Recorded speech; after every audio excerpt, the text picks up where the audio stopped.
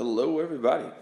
Alright, we're going to be working in this section with finding the area of a triangle. Something you're familiar with how to do, but we're going to try to do it with a different formula than what you've used. And that formula is going to work when you're trying to find the area of a side angle side triangle. Alright, let's go ahead and take a look at how this is done. What I want to do first is I want to show you the new formula that we're going to use and also show you the derivation of it.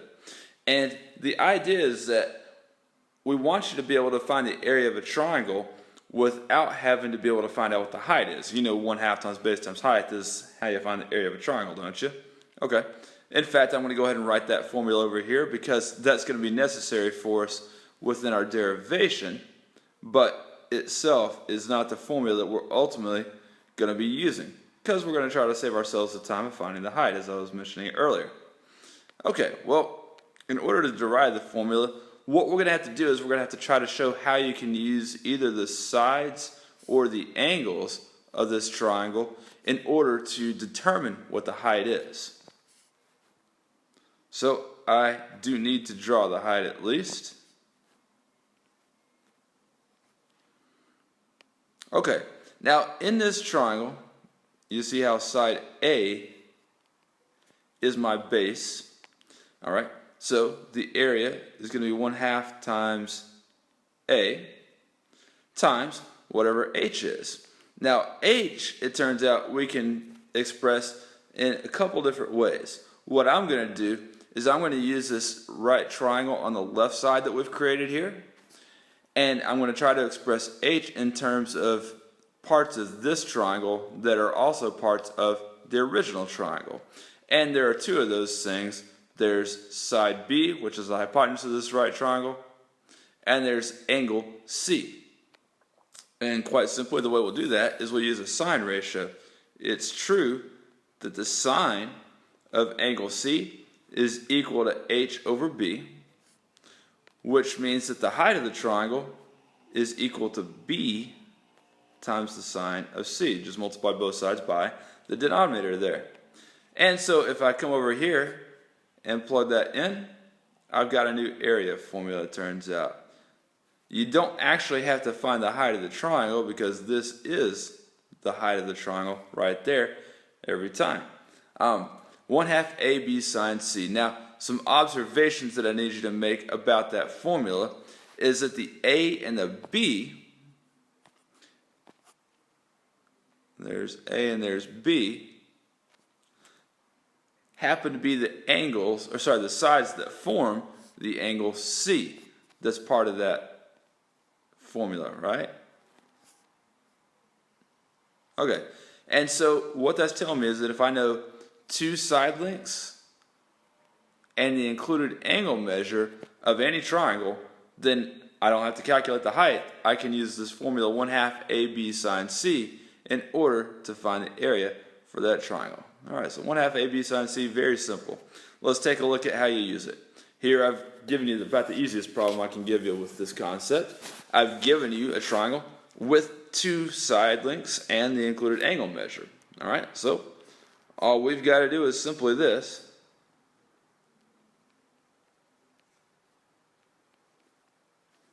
One half, and then you multiply the two sides that form the angle together. It doesn't really matter which one's A and which one's B. So I'll say 1/2 times 40 times 51. And then you multiply that product by the sine of the included angle, which is 38 degrees. Now this is a calculator exercise from there on. Go ahead and type that into your calculator. And round into three significant figures, you get 628. Simple enough, right? Now, of course, we can give you information that makes it a little bit less easy, but not difficult. Here, I've given you a triangle that's not a side angle side triangle, but we're still going to be able to use that 1/2 AB sine C formula in order to find the area of this triangle. What we have to do is we have to create a situation where we know two sides and an included angle measure. Right now, we know two sides and a non-included angle measure. We've got an SSA triangle. Well, we can ultimately find the angle included by these sides if we will use the sine rule to help us out, right? See, I know one side length and its opposite angle measure, and then I know another side length. So the first thing I can do is I can try to find out what this angle is here that I'm labeling as x degrees. And so let's do that this way. We can say the sine of x over 16, its opposite leg, equals the sine of 94 degrees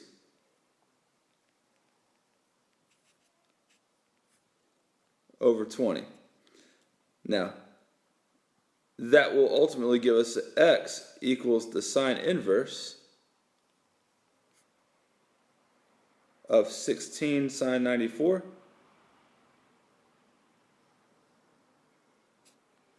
over 20.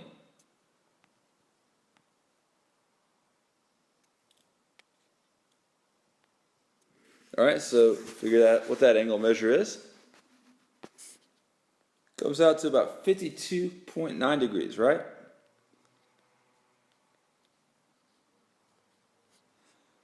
Excellent. Now, that means this angle is 52.9.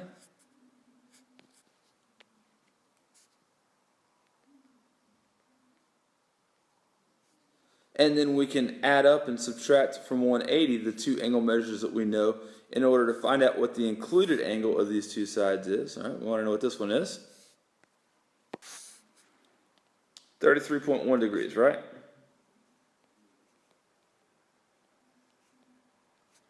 All right, and then finally, we can just go ahead and use that angle measure to find the area. The area would equal 1/2 times the two side lengths that we know, times the sine of their included angle measure. And make sure that you actually use a value that you stored on your calculator for this, or the most recent answer that you got. Don't just type in 33.5, because you won't have as accurate an answer as you can get. And that area is approximately 88.3, and we're dealing with square centimeters there. Alright, so I think you're getting the idea of how to use the area formula to find the area of a triangle. I'm going to give you a few more problems here, just various ways that we can apply this area formula in a less obvious sense, I suppose. One of those is you can find the area of a parallelogram if you know the side lengths and the angle measures in the parallelogram. Now, I know I've only given you two side lengths, but you really know all four of them, don't you? Because the opposite sides are the same. And I know I've only given you one angle measure, but you know that the opposite angles of parallelograms, for instance, are congruent. So you know this is 111. And you know the consecutive angles are supplementary to one another. So you can figure out that this angle is 69 degrees, and thus this angle up here is 69 degrees as well. All right. Well, how then are we going to find the area of the parallelogram? What we're going to do is we're going to divide it into a couple of triangles by drawing a diagonal. Now, there are other ways of doing this, but this is just the way that I'm going to try it right now. Okay, and those two triangles are congruent by side angle side, it turns out. Remember, we've already said that this angle up here should be 111 degrees. And we've said that this side should be 8 meters, and this side down here should be 5 meters. Those are two congruent triangles. Now, to find the area of the parallelogram then,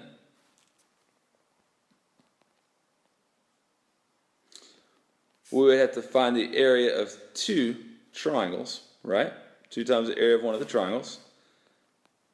And the way we find the area of that triangle is using the 1/2 AB sine C formula.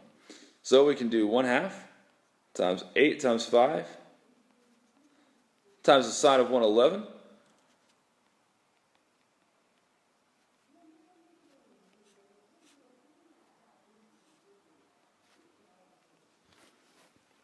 like so.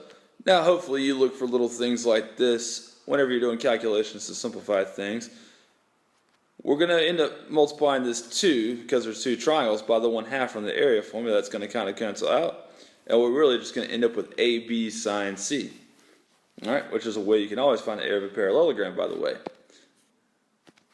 The rest do on your calculator. Alright, and there's the area of your parallelogram. Not that, actually. This is 37.3 square meters. Alright, now a couple of problems where you're given the area and you have to find other things. Here we're going to try to find the value of x. I've given you the area, as I mentioned just a second ago that I would. We know the area of the triangle, and I know one side length. I'm looking for another side length, and I know the angle included by the side I'm looking for, and the side that I already know the length of. Well, simply all we have to do is substitute the necessary values into our 1/2 AB sine C formula. All right, we know the area is 68. We could say A is 19. We could say B is x. And the sine of their included angle is the sine of 31 degrees. Now let me clean this up a little bit. One of the things I'm going to do is I'm going to multiply both sides by 2 so I don't have that fraction anymore. That'll get me 136 is equal to 19x times the sine of 31 degrees. Now keep in mind I'm trying to find out what x is, so I do need to do some algebra to get that by itself. And hopefully you can tell that if I divide both sides by the product of 19 and the sine of 31 degrees, that will succeed in getting x by itself. All right, so we would get 136 divided by 19 sine 31 degrees. There you go, and once you type that in, you've found a missing side length using an area formula.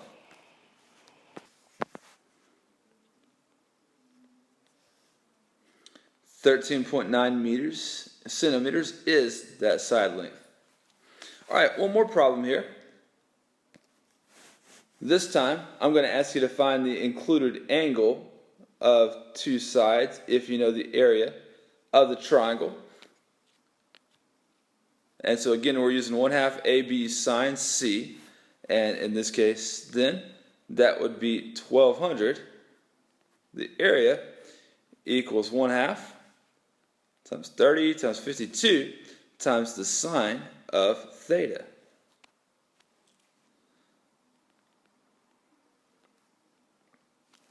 All right, well, we're going to get theta by itself. I could multiply both sides by 2, but also it's easy enough to take half of 30, so I'm going to go ahead and do everything on this side of the equation. Simplify it and then divide to get the sine of theta by itself. Let's leave the 1200 alone.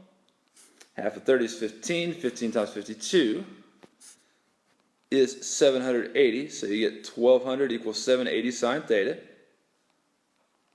Divide both sides by 780.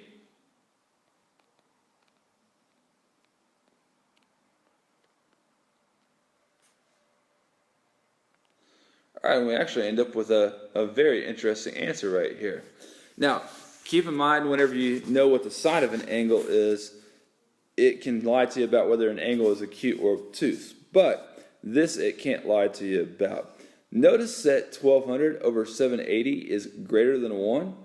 Haven't we said that's impossible for the sine of an angle? So you could try to take the sine inverse of that, but it's going to give you an error. Turns out, and this was not my... I didn't realize this when I was making the problem, but it turns out it's impossible to have a triangle with these two side lengths that also has this for an area. Can't happen. So I'm just going to write no such triangle exists.